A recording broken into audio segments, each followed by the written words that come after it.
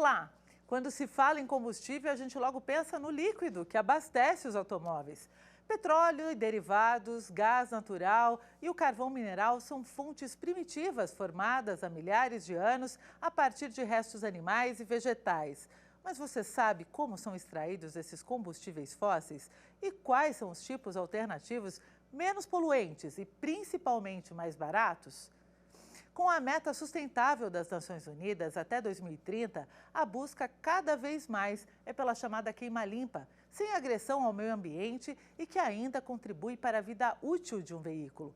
Bom para o seu bolso e para o planeta. Vamos saber mais sobre esse assunto no Preservar é Lei, que começa agora. Combustíveis são substâncias que, ao reagirem com oxigênio, produzem calor, chama e gases e se apresentam em 3 estados: sólido, líquido e gasoso. Existem vários tipos de combustível, como carvão, lenha, petróleo e seus derivados e o gás de petróleo liquefeito, aquele utilizado em fogões, fornos e também em veículos. No Brasil, o uso dos combustíveis teve início no século XVIII, com a Revolução Industrial. O petróleo e seus derivados são atualmente o combustível fóssil de maior aplicação comercial e importância econômica. Correspondem a 34% da oferta de energia primária no país. São substâncias que também têm grande impacto ambiental. Apesar da matriz energética brasileira ser considerada uma das mais renováveis do mundo, o uso de combustíveis fósseis ainda é elevado no país. O arcabouço jurídico que envolve o assunto no país é extenso. A Lei 4.452, de 1964, trata do Imposto Único sobre Lubrificantes e Combustíveis Líquidos e Gasosos, entre outras providências. Em 2021, foi instituída a Medida Provisória 1063, que traz novas regras para a venda de álcool e a sua distribuição. Além de serem altamente poluentes, os combustíveis não são renováveis.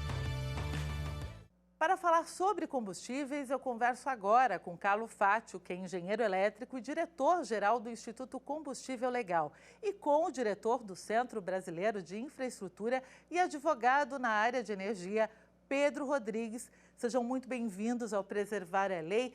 Pedro, o Brasil é um grande produtor de combustível? Olha, o Brasil ele é um grande produtor de petróleo, né? Se a gente comparar com outros países do mundo, o Brasil é exportador de petróleo. Mas a gente, ao contrário de exportar muito petróleo, nós somos importadores de derivados, né? Então, a gente é importador de gasolina, a gente é importador de diesel e a gente é importador de GLP. Então, se o Brasil é um grande produtor de combustíveis derivados de petróleo, eu diria que não. Nós somos um grande produtor de petróleo. Carlo Fátio, agora eu gostaria de saber a posição do Brasil em relação ao petróleo e outros países, né? E também o posicionamento do Brasil em relação aos combustíveis alternativos. O Brasil ocupa o 8º mercado aí mundial de combustíveis, né? Então ele é um grande consumidor, mas também um grande produtor, como colocado pelo Pedro. E com relação aos mercados de renováveis, infelizmente, no momento, o Brasil ainda não consegue se enquadrar aí entre os top 20, em função até de toda a matriz, né, que sempre foi muito rodoviária dentro do Brasil, com uma previsibilidade de ter gasolina, etanol e diesel dentro da sua, né, modalidade, né, de consumo, né, rodoviário.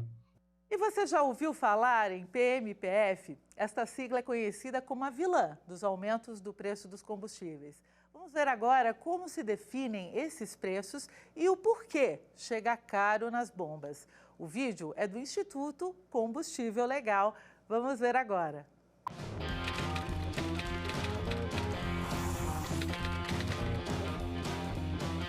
Você pode nunca ter ouvido falar desse PMPF, mas toda vez que você abastece seu carro, ele está lá ajudando a formar o preço final que você vai pagar.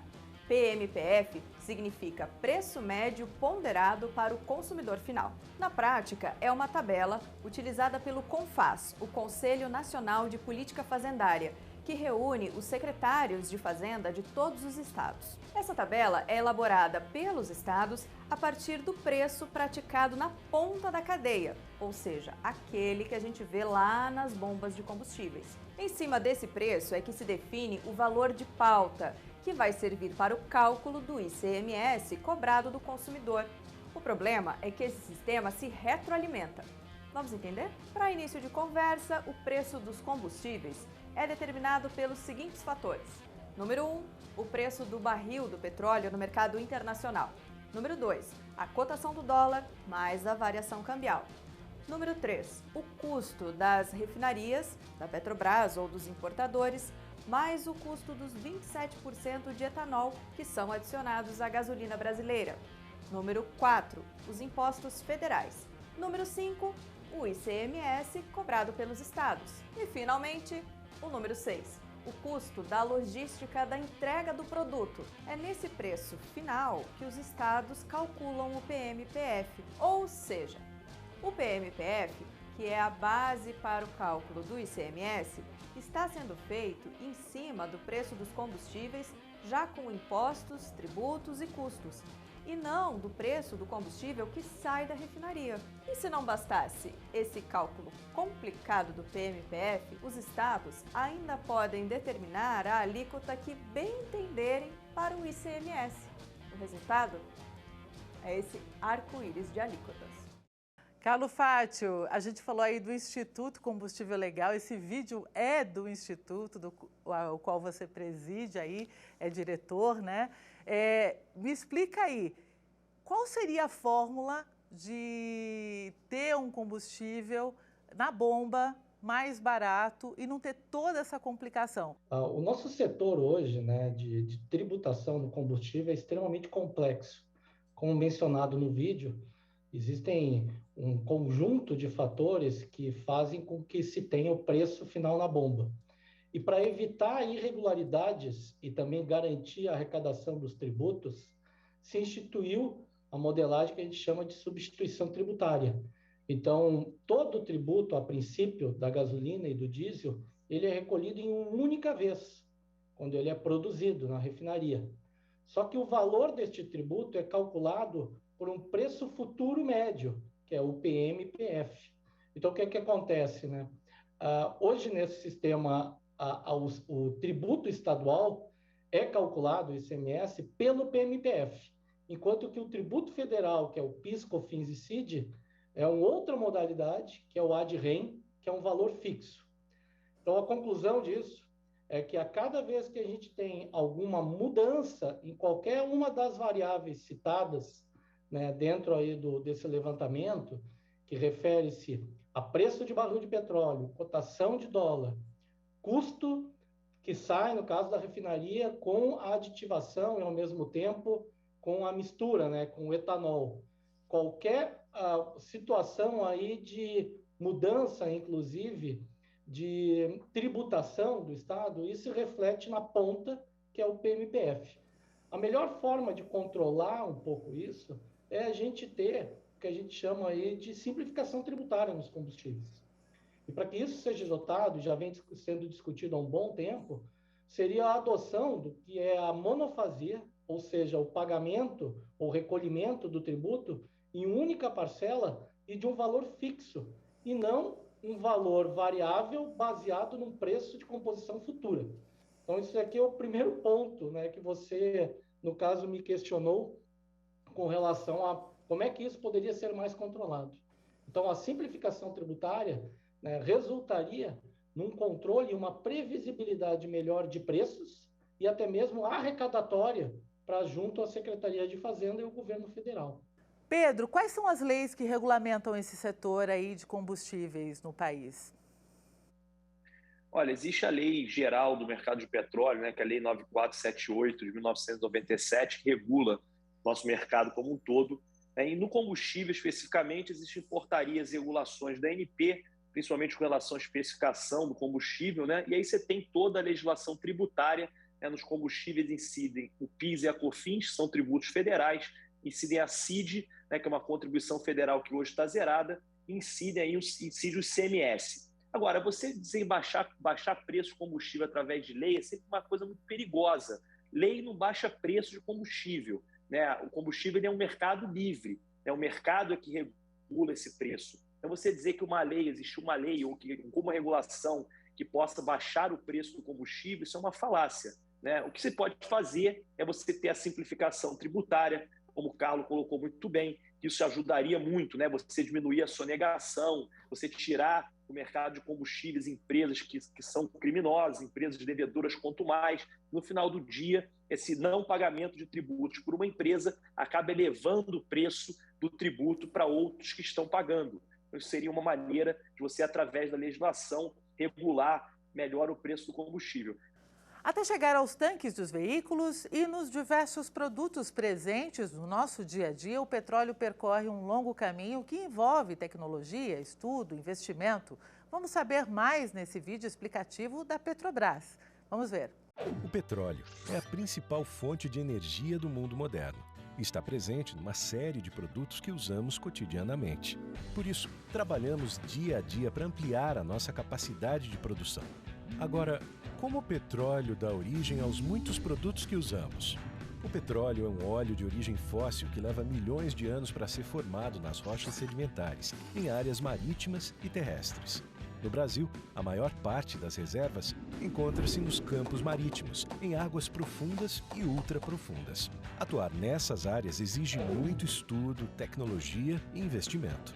E foi justamente esta combinação de fatores que nos permitiu descobrir e transformar o pré-sal em realidade.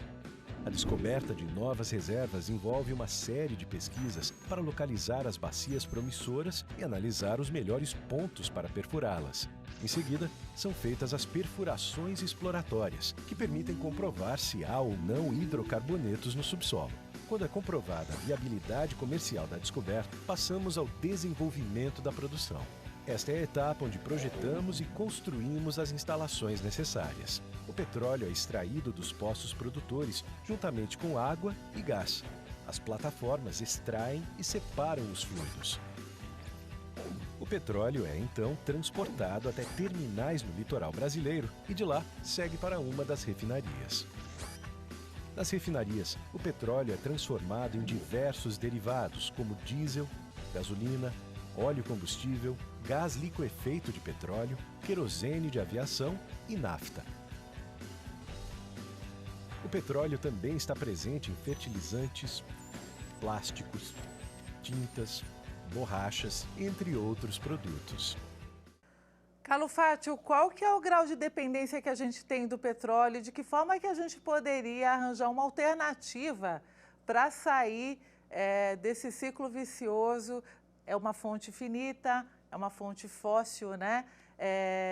Mas como sair? Como sair é uma pergunta do milhão, né? Eu acho que a gente sempre foi dependente, né? Não só o Brasil, como acho que todo o globo, né? Como matriz energética. Tá? Eu diria que não é um caminho fácil. Existem hoje diversas fontes renováveis e elas têm que se mostrar eficientes. Né? A princípio, a matriz energética hoje brasileira, por sinal, ela é uma das matrizes energéticas mais limpas do mundo, considerando todo o desenvolvimento que foi alocado no Brasil na área de biocombustíveis. Então, hoje a gente tem uma matriz de etanol que representa aproximadamente aí 25%, né, do que é comercializado para os carros hoje do Brasil. Tá? Além disso, a gente tem o biocombustível, né, o biodiesel, né, nos caminhões, com regras aí que são de 13% de utilização na mistura. Então, hoje, digamos até que o Brasil já participa um pouco para sair dessa obrigação de ter o produto petróleo propriamente dito. Além de outras matrizes que estão sendo testadas, que podem suprir e começar a substituir essa dependência que a gente tem pelo petróleo. Agora, mudar do dia para a noite não vai ser algo fácil. Vai ser algo que vai ter muito trabalho e, principalmente, né, muita adaptação, né, da sociedade, do consumidor, para entender essa dinâmica. Pedro, qual seria a infraestrutura necessária para se investir em combustíveis alternativos? É mais caro que se extrair petróleo, por exemplo? Olha, a infraestrutura da indústria do petróleo, ela está no nosso mundo, né, no planeta, há mais de 100 anos. O primeiro barril de petróleo, né, comercial foi extraído em 1850 pelo Coronel Drake, na Pensilvânia, nos Estados Unidos.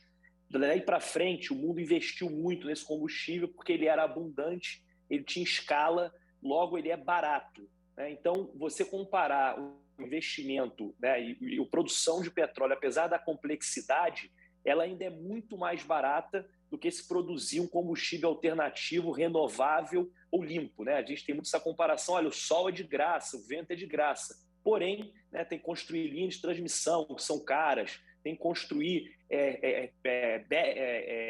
outras energias, outras gerações que possam suprir a intermitência dessas energias renováveis, que custa caro. Então, o problema que o mundo vive hoje, dependência do petróleo, é um dos fatores exatamente esse: produzir petróleo, produzir carvão, né, e combustíveis fósseis ainda é muito mais barato e muito mais eficiente do que os combustíveis renováveis ou energias renováveis. E o Preservar é Lei faz agora uma pequena pausa, a gente volta já.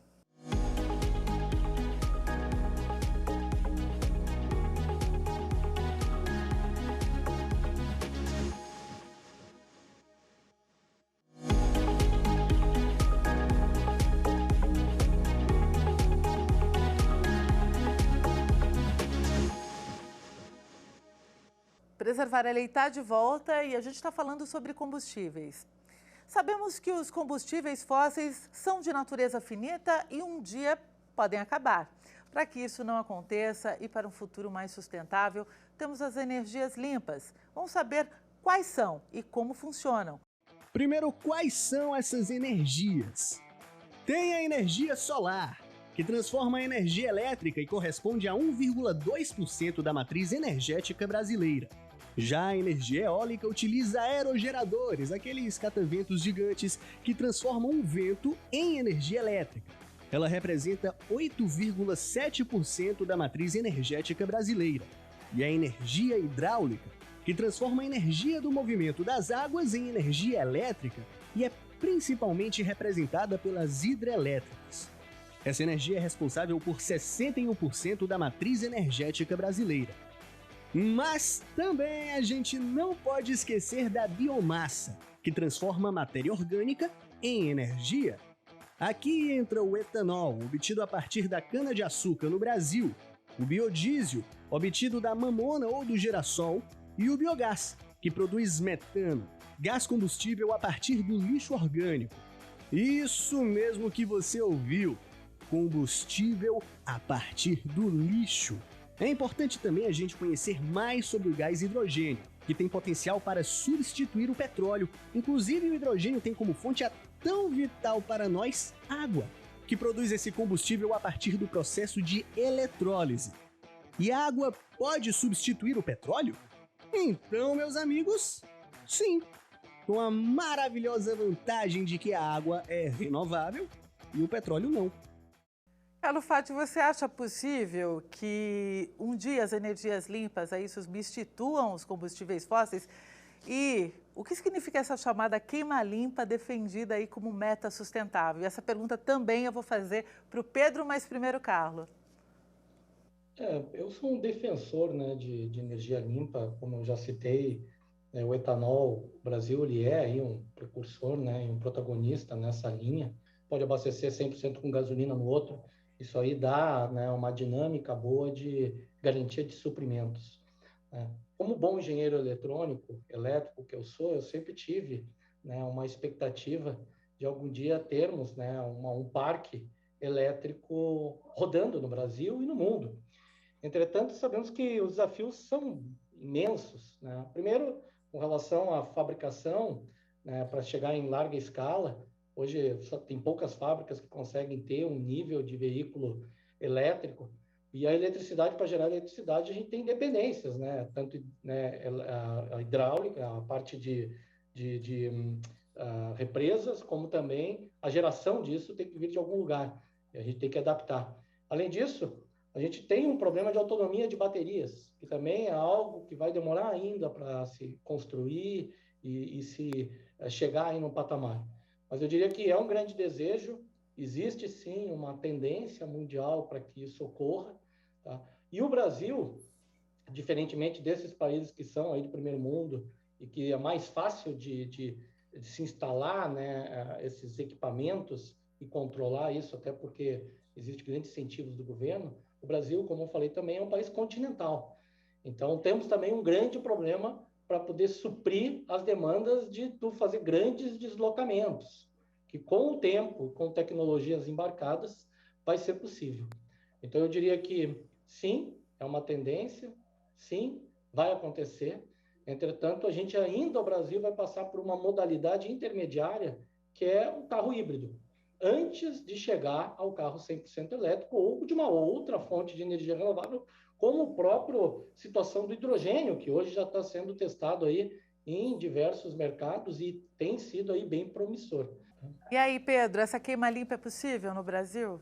Isso é um dilema mundial, né? O mundo está buscando cada vez mais energias renováveis e energias limpas, né? Principalmente em razão do Acordo de Paris. A gente tem uma meta ambiciosa de deixar de emitir 51 bilhões de toneladas equivalentes de CO2 todos os anos. Acontece que para resolver esse problema não é uma tarefa tão simples como a gente viu no vídeo ali. Ela é uma tarefa, a tecnologia existente ela ainda não consegue resolver o problema. Como eu coloquei, né, as energias renováveis, elas são energias indisciplinadas, né, elas são energias intermitentes. Ou alguém aqui quer ficar sem tomar banho quente ou ver televisão num dia nublado ou quando não venta, né? Então, para isso, a gente precisa de energias seguras, fontes seguras de energia, que são os combustíveis fósseis ou a energia nuclear que dão. E o hidrogênio é a mesma coisa. O hidrogênio, apesar de ser uma tecnologia existente, o hidrogênio é uma tecnologia promissora desde 1940. Só que até hoje ele é caro e ineficiente, principalmente o hidrogênio verde, né, para se gerar energia elétrica. Então, é uma tecnologia que precisa evoluir muito ainda para a gente dizer que vai ser possível, né, o mundo futuro, né, a gente viver sem combustíveis fósseis e sem queima de combustíveis fósseis. Lembrando, né, que outras tecnologias ainda estão aí nessa corrida espacial, que eu brinco, que é o mundo sem emissões, né, que são as capturas de carbono. Né? Talvez a gente consiga gerar energia através do gás natural, através de outra fonte fóssil, capturando o carbono, o que também resolveria o nosso problema. Então, eu acho que é muito cedo, talvez, para a gente dizer, para eu te dizer afirmativamente, assim, com 100% de certeza, de que vai ser possível a gente viver num mundo só com queimas limpas. Eu acredito que essa resposta ainda tem um monte de pontos de interrogação que precisa ser respondido. E de acordo com o levantamento do Instituto Brasileiro de Petróleo e Gás, IBP, o Brasil ocupa a 8ª posição no ranking mundial de produção e de exportação de petróleo. Em primeiro lugar, no ranking estão os Estados Unidos, seguido pela Arábia Saudita e pela Rússia. E aí a pergunta para o Carlos, para o governo federal, a meta é chegar aí a 2030 entre a 4ª e a 5ª posição no ranking mundial. Quais as medidas que precisam ser tomadas para que isso aconteça? Eu acho que já vem sendo, né, realizadas devidas medidas, né, principalmente no que se fala de abertura de mercado. O próprio o fato da Petrobras não ser mais, ou estar trabalhando para não ser mais um monopólio no Brasil, possibilitando que outras empresas, outras multinacionais venham para o país, né, possibilitam grandes investimentos, potencializando aí resultados. O Brasil hoje, como citado pelo Pedro, é um dos países que tem maiores reservas, né, de combustíveis do mundo, né, de petróleo. Então, dentro disso, há necessidade de grandes investimentos. E esses grandes investimentos só são propiciados por empresas com alto capital e com alta tecnologia embarcada para poder retirar o petróleo, não do solo, mas do mar, que também se torna mais complexo ainda. Então, eu diria que em curto espaço de tempo, a primeira ação necessária é a continuidade da abertura do mercado, a possibilidade de investimentos internacionais, para que com isso se potencialize daí, né, a extração e, posteriormente, a médio e longo prazo, estabelecer, né, toda a jurisprudência necessária, né, para tu ter uma previsibilidade legal para continuar investindo no Brasil. Pedro, você acha que seria necessário uma lei para que pudesse haver um incentivo na produção de combustíveis alternativos, por exemplo? Olha, eu acho que, na verdade, o que o mundo está fazendo, né? Vamos pegar um pouquinho o exemplo do mundo, países que querem limpar as suas matrizes, eles incentivam essa limpeza da matriz através de subsídios, principalmente, né? Só que subsídios, vale a gente lembrar, custam caro, né? Porque alguém tem que pagar esses subsídios. Então, vê a Alemanha, por exemplo. A Alemanha tem a tarifa de energia mais cara do mundo, seguida pelo Brasil, que é o segundo, que a Alemanha tem uma série de subsídios para aumentar a frota de carro elétrico, para botar para que parques eólicos, offshore e eólicos gerem mais energia do que gás natural, do que energia nuclear, e por aí vai. Então, o Brasil já faz bastante isso, tá? Principalmente na área de energia elétrica. A gente já tem uma série de subsídios para as fontes de energia renováveis. Agora, a gente tem que lembrar, volto a falar, o Brasil não tem a renda per capita da Alemanha, né? A renda brasileira é muito mais baixa.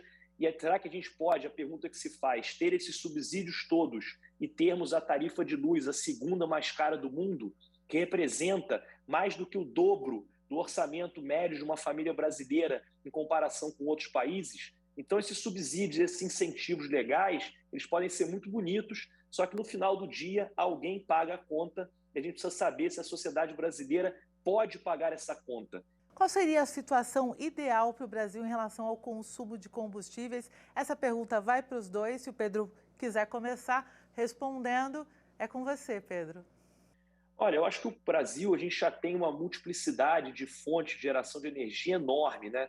A gente tem que tirar um pouco esse complexo vira-lata brasileiro e mostrar para o mundo que nós temos a matriz mais limpa do mundo, né? Então, talvez, a gente está muito preocupado com nossos 3% de geração a carvão, da mesma forma que a China está preocupada com os 60% de geração a carvão que ela tem lá. Então, a gente deveria olhar para a nossa matriz elétrica e energética de uma outra maneira, não da forma como o alemão olha, não da forma como o chinês olha.